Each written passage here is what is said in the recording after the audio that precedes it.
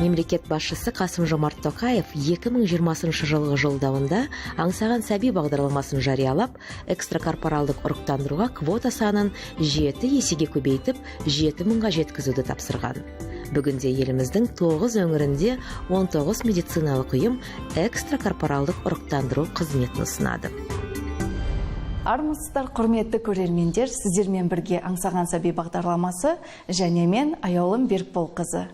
Бүгін сіздермен эконың алдындағы күйзеліс және ерлер тарапынан қолдау туралы тақырыпты қозғайтын боламыз. Ажырасамыз деген сөзді айтпа, болса болады, терпение, Алла бір күні береді бізге деді. Бір орында тұрған жоқ, психология енді 30 жыл бұрынғы мен қазіргіні салыстыру мүмкін емес. Қазіргі таңда жастардың Қазақстанда ажырасу бойынша Қазақстан бірінші бестікке кіреді әлем бойынша. Ең бірінші ажырасудың себебі ол бала көтере алмау. Ең әуелі сіздерді біздің бағдарламамызға келіп отырған қонақтармен таныстырып өтейін. Білікті психолог маманы Назгүл Рүстемқызы, қош келдіңіз. Және менің емдеушім Баян өзінің жолдасымен және Айкөміс деген қызымыз қонаққа келіп отыр. Қош келдіңіздер. Саламатсыз. Мейірлан Карин мен Баян Жарылғасова. Отау құрып балалы болғаннан соң 16 жылдан кейін экстракорпоралдық ұрықтандыру арқылы екінші сәбиге қол жеткізген отбасы. Бүгінде Айкөміс есімді қыз сүйіп отыр. Бүгін сіздермен бірге осындай бір өзекті тақырыпты қозғайық деп отырмыз. Эконың алдындағы күйзеліс және ерлер тарапынан қандай қолдау көрсетеді өзінің жұбайына, Сол жөнінде Баян ханым айтып өтсеңіз. Рахмет Аяулым ханым, бірінші мен сізге өз рахметін білдірейін. Көп рахмет сізге қазір бәрі. Мінекей алғыстарын білдіріп жатыр. Кішкентай бүлдіршіндермен келіп, аңсаған сәби бағдарламасының алғашқы мүмкіндігінен мінекей әп-әдемі қызымыз өсіп келе жатыр. Өте қуаныштымын, сіздерді бүгін көріп отырмын. Енді 10 жыл бойы былай мен емделдім. Менде 2 трубада жаңағы медицина тілімен гидросалпингс дейді ғой, достар оны. Түкшелерін бітелу болды. Сондай болды. Мен өзім емдеп алам деп неше түрлі жолдарын қарастырып, емделіп, біраз уақыт жоғалтып алдым негізі. Табиғи жолмен көрем деп? Табиғи жолмен. Негізі басында басқа клиникаға барған кезінде маған 2 трубаны да алдыру керек деді. Мен жоқ, емдеп алам деп, өзім емдеймін деп, жаңағы физиотерапия, былай жолдар, массаж, неше түрлі жолдарын көрдім. Болған жоқ. Енді содан кейін енді жолдасым айттым, экоға мүмкін барамыз деп. Сіздерге экоға баруды кім ұсынды алғаш рет? Гинекологыңыз ба, жолдастарыңыз ба, туысқандарыңыз ба, қалай келіп қалдыңыздар? Экоға негізі ешкім айтқан жоқ. Мен өзім ойландым. Енді бару керек шығар, себебі уақыт ұзақ бізде өтіп кетті. 16 жыл енді аз емес қой. Жолдасыма айтсам, кейде жолдасым Алла берсе береді, бермесе енді көреміз, осылай болу керек болған шығар. Мүмкін қызымыз бар, үлкен қызымыз қазір енді 17-те. Қызымыз бар деп мен енді маған басу айтады да, мен айтам, мүмкін сен екі жаққа кетеміз, сен енді. Яғни ажырасуға дейін баруды ойластырдыңыздар ғой. Сондай ой болды, иә? Мен ойладым, бірақ жолдасым шыны керек. Шынын айтқанда ешқашан неғылған емес. Алла берсе береді, қолдады, ешқандай да неғылған жоқ, қарсы болған жоқ. Ажырасамыз деген сөзді айтпа, болса болады, терпение, Алла бір күні береді бізге деді. Үміт үзбе деді ғой. Үміт үзген жоқ бізге. Содан ойланып, менде болмайды. Менде жатыр түтікшелері уже жарамсыз болғаннан кейін мен эконы қарай бастадым, уже ойыма салып.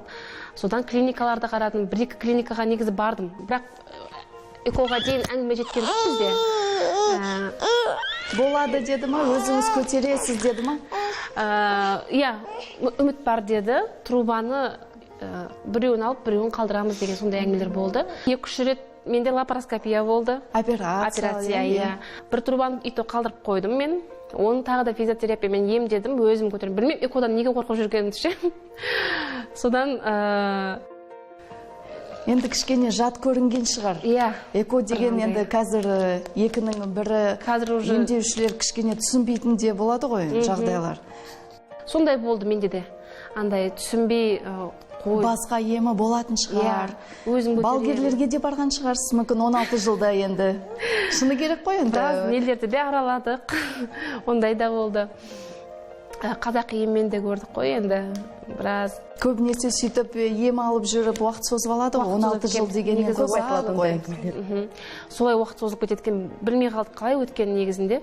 Емделесің, енді 6 ай уақыт береді, 6 айдың ішінде көтеріп қаласың. Не болмаса экоға барыңыз қайтадан, сөйтіп жүргенде уже біраз уақыт өткіздік. Содан 2 рет лапароскопия болып, сосын 2 трубада кетті. Сосын сіз жаңа эко жасаймыз дедік қой, мен квота жайында айтайық. Квотаға 2020-да тапсырып, бір айда келді квота. Аңсаған сәби бағдарламасына сіз жолдама алдыңыз. Аңсаған сәби жолдама. Тегін эко жасатуға бізден жолдама алып, емханаңызға өткіздіңіз. Кезек бір айда келді ма? Бір айда келді. Көбісі, мен де сол кезде ойладым, 4-5 жылда келеді деп квота. Жарайды, енді 10 жылымыз өтті ғой. Тағы да күтеріміз дедім де, тапсырып қоя берейін дедім. 21 жылдан бастап 7 есе санын көбейтіп, 1000-нан 7000-ға санын көбейтті ғой. 7 есе көбейді. Содан кезектер тез келе бастадық пациенттердің. Мен өзім таңғалдым, бір айда келді ғой. Бір айда келді, поликлиникаға өткіздім, одан да бір айда келді. Содан біз уже бастап кеттік қой. Апрель айында. Эконың сонда алғашқы мүмкіндігінен біздің қазір Айкүміс есімді қызымыз дүниеге келіп отыр. Міне қазір бірінші мүмкіндігінен 11 айға толып отыр. Қандай сезімдесіз қазір? Қазір ма? Айтып жеткізу, енді айтып жеткізу мүмкін емес. Мүмкін емес. Бақыт, білмеймін, қылықтарына тоймаймыз. Тәп-тәтті. Папасының қызы шығар. Папасының копиясы ғой. Тәп-тәтті папасы. Папасының қызы. Тұра салып папасын іздейді. Жұмысқа кетіп бара жатса да папасын іздейді. Назгүл Рүстем қызы, сіз айтсаңыз, осындай жанұялар сізге жиі келіп тұра ма? Жиі келеді, иә. Мысалы, бедеулікпен, күйзеліске түсіп, сәби сүйе алмай жүрміз, ажырасуға дейін баратын шығармыз деп келе ма сізге осындай үлкен бір проблемасымен? Бәрі бірдей деп айта алмаймын. Өйткені арасында негізі өздеріне де қуаттап, солай күш беріп, рух беріп айтып қоямын. Өйткені жартысынан көбі шынымен қолдау бар. Жан-жарлармен енді 10 жыл деген оңай емес, 8 жыл, 15 жыл, 20 жыл бала көтере алмай жүргендер келеді. Енді шаңырақтары шайқалып әлгі неткенмен бәрібір қол ұстасып бірге шешімге келіп, эко арқылы қанша сатысы бар оның бәрінен жең өтуге тырысып жетіп жүргендер де болады. Бірақ арасында сол ажырасуға дейін баратында семьялар бар ғой. Барғандар бар, ондай да жағдайлар кездесіп жатады. Себебі енді өмір болғаннан кейін қиыншылыққа кейбір ерлі зайыптылар төзімсіз болып келеді. Ондай проблеманы қалай шешуге тырысасыз? Қандай кеңес бересіз? Бұл жерде әркімнің енді жеке кеңес, жеке қабылдау өткіземіз. Кейде жұпмен келеді, ерлі зайыптылар сөйтіп жазылып келіп атады. Сол жерде сол жеке әңгіме кезінде талқылау арқылы, анықтау арқылы диагностикамыз бар, әртүрлі тест бар. Сондай арқылы күйзеліске түсірмейтін сондай бір амалдарыңыз бар ма? Күйзеліске түсірмейтін сондай бір амалдарыңыз бар ма? Әрине, ол енді қабылдауыңызда жеке жүргізесіз. Әртүрлі әдістемелер бар. Қазіргі заманда неше түрлі бағытта дамып жатыр оның бәрі. Бір орында тұрған жоқ. Психология енді 30 жыл бұрынғымен қазіргіні салыстыру мүмкін емес. Әркімнің өзіне сай, өзінің проблемасын енді соған соның шешімін тезірек табуға болатын өзінің шешімі болады. Соны бірге отырып қарастырамыз да, жолын тауып жұмыс істейміз. Оң нәтиже беріп келе ма қазіргі таңда? Сіздің кеңесіңіз қалай жүріп жатыр? Пайдасы қаншалықты қазір актуальды болып тұр? Бұл өте өзекті, шынымен. Былай ғой, енді тренингке келеді, мысалы, моншақты әйел отырады. Ең бірінші келгенде сол көздерінде мұң бар, қайғы бар. Ан жерде бір пачка салфеткамыз кетуі мүмкін, кейде жылайды да, ан жерде бір-біріне қолдау беріп жатады. Біреу әңгімесін тыңдап отырып, басқалар жылап отырады. Енді сондай бір өмірлерінен, енді бастарынан кешкен қиындықтарды айтады ғой. Сол жерде ортаға сап бөліскенде кәдімгідей жеңілдейді. Сосын мен айтайын дегенім, сол бірінші келген әйелдердің көзінде сондай мұң тұрады ғой. Келесі тренингке жеңілдеп, кішкене бір көздері андай бір өмір пайда болады, бір үміт ұшқыны пайда болады, сондай күлімсіреп отырады. Бірінші тренингте жылап өтсе, мысалы, келесінде бір апта ішінде кәдімгідей өзгеріс болады. Қанша курс өткізесіз? Енді ол, мысалы, бедеулікпен келді сізге. Қанша ем жүргізу керек сіздің тарапыңыздан, психолог маман ретінде? Әркімдікі әрқалай болады, өйткені адамның проблеманы жеңу, стресстен шығу мүмкіндігі де әртүрлі ғой. Ол өте сондай жеке қарастырылатын нәрсе. Сол, былай жалпы енді тренингке қатысып жүргенде кәдімгідей тек қана осы саласында емес өмірінің басқа жағынан да оң өзгерістер байқалып жатады. Ол өздері ашықтан айтып отырады, мысалға жұмысында қарым-қатынастар өзгереді. Тек қана осы тақырып емес, өмірінің басқа салаларына да әсер етіп жатады. Себебі бедеулік деген бір күнде пайда болған жоқ қой. Мысалы, күйзеліс, ол мүмкін кішкентай кезінен басталды ма, жоқ жасөспірім, семьясында мүмкін қандай да бір көбісі балалық шақтан келе жатқан проблема болады. Мүмкін соны жасырып келе ме, ішкі дүниесін сізге сонда бәрін айтып, кішкене жеңілдеп қалады ғой сонда. Кәдімгідей жеңілдейді, Школа экстракорпорального оплодотворения работает для пациенток с проблемами бесплодия, впервые обратившихся за ЭКО. Бесплатный информационно-образовательный курс, предлагаемый перед поступлением на прием к репродуктологу, дает возможность получить достоверную информацию. Лекции позволяют пациенткам психологически подготовиться к дальнейшим этапам преодоления бесплодия. Лекция длится 1,5 часа.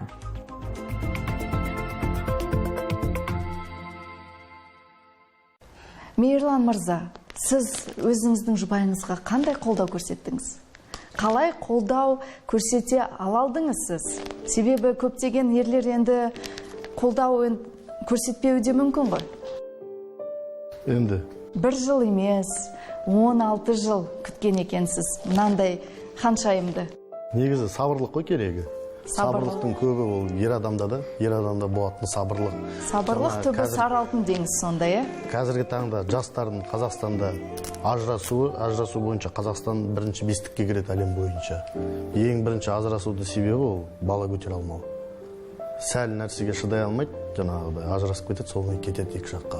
Қазақстан, міне сіздің сөзіңізді бөлейін. Қазақстан елінде статистика бойынша әр 6-шы жанұя ажырасуға дейін барады екен.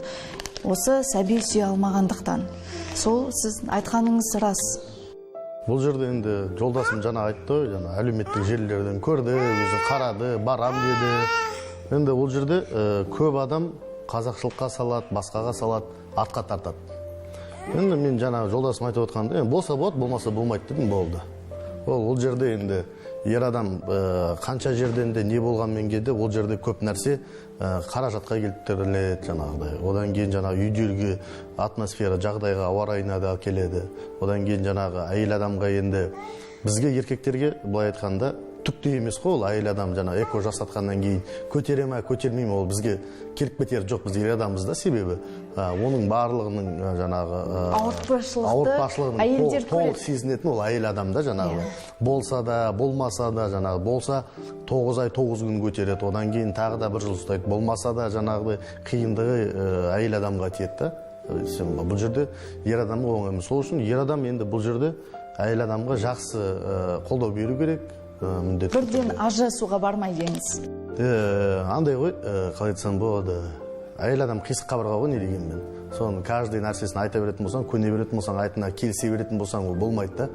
Өзіңнің айтқанды жаңағыдай қалай айтсам болса, өз айтқанды, мен айтқанды істе деп айта бермеу керек. әйел адам істеймін деді, істеді, болды. Енді жаңағыдай экомен бала көтерді.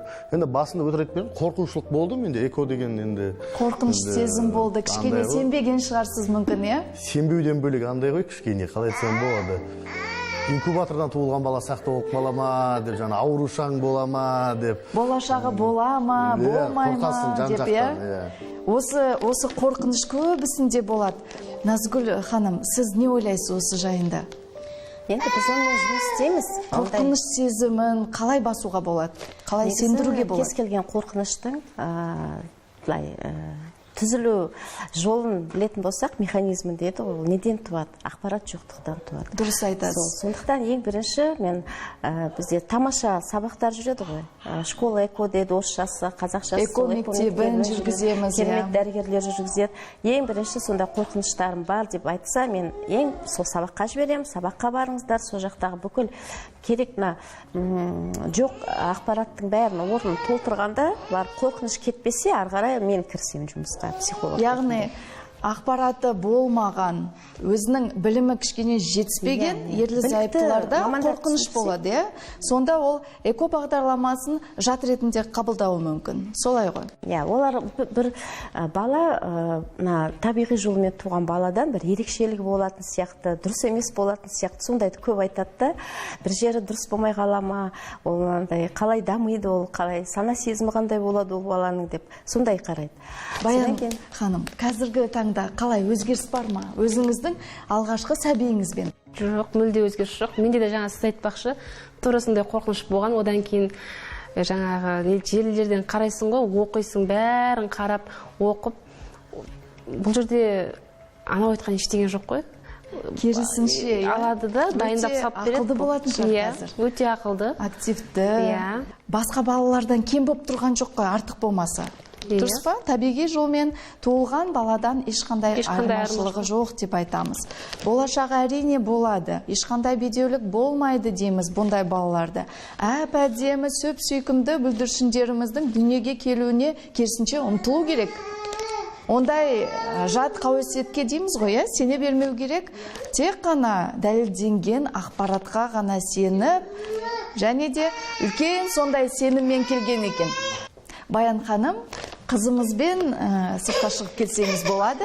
Кішкене ойнатып, кішкене мазастырып отыр екен. Назгүл Рүстем қызы, сіздің ойыңызды білгім келіп отыр қазіргі таңда. Эко бағдарламасынан оң нәтиже алу үшін ең бастысы сенім болу керек па пациенттердің тарапынан? Жоқ, сенім білдірмесе де оң нәтижеге жетуге бола ма? Қалай ойлайсыз? Психологиялық жағынан. Негізі сенім деген ең біріншісі сол. Сенім, үміт, ниет. Сосын мектепке қатысты деп жатырмыз бәріне, білім. Ең бастысы сол, жетік білу керекті. Бұл қандай әдіс, бүкіл кезеңдерін жақсы білсе, сонда өйткені білесіз ғой, дайындайды, сосын подсадкасы болады, өзінің бірнеше сатысы бар. Өзінің кезеңдері болады. Әр кезеңінде бір қорқыныш.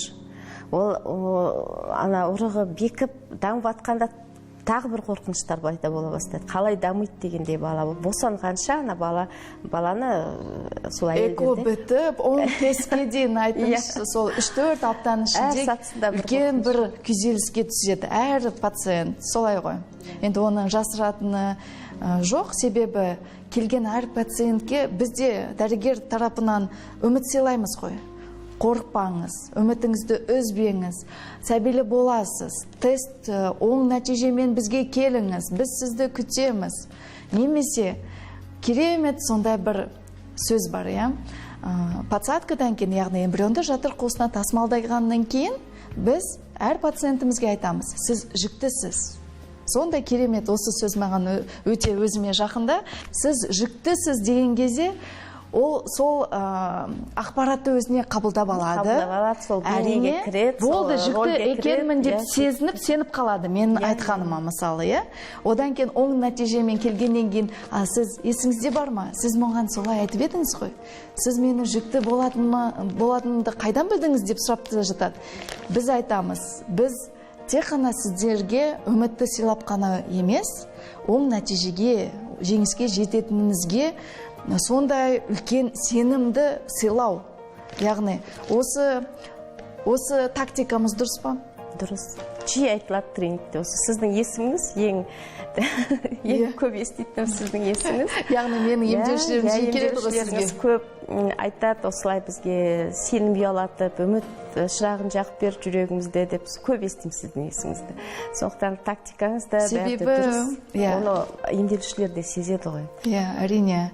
Әңгімеміз қызықты болып жатыр, бірақ уақытымыз өз мәресіне жетті. Келесі бағдарламада осы тақырыпты жалғастырамыз. Кездескенше сау болыңыздар.